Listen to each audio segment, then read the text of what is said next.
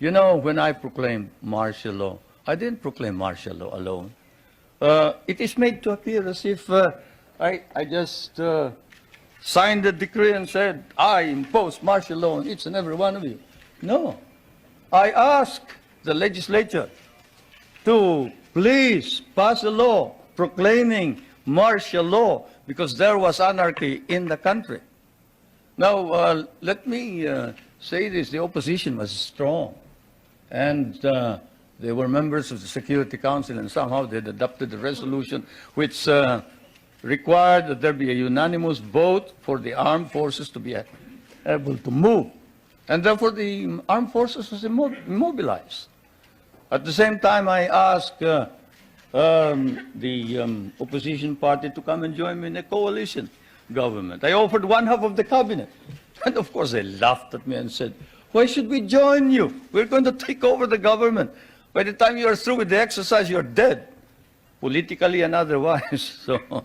And they refused to join me. I asked the advice of the judiciary.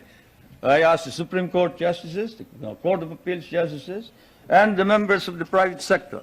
And all of them told me there's only one man who can proclaim martial law, and that is the president. And you are it. You are the only one who can proclaim martial law. This is why I must carry this particular mark in our history.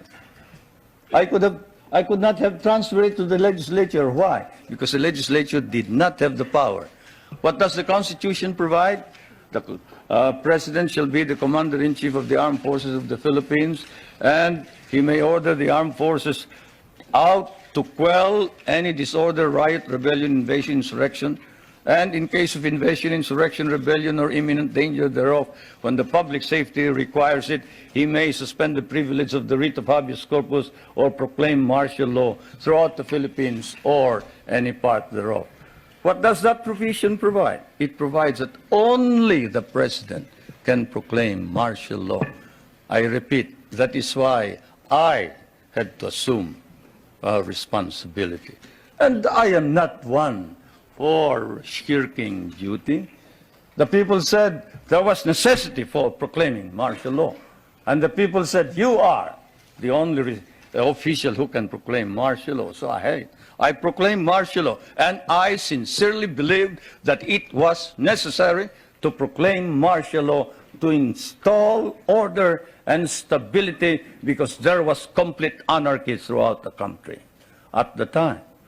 Now, therefore, at that particular period, what was the status of our government? Our government was immobilized, impotent. The armed forces could not move out. The industry was not at all in any way moving. There was no income coming into government. Everybody was running away. They burned the U.S. Partly burned the U.S. Embassy, tried to burn it anyway.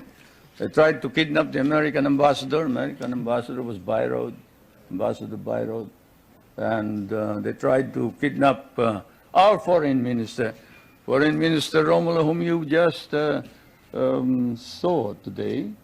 And I told him, you better disappear because I will not ransom you.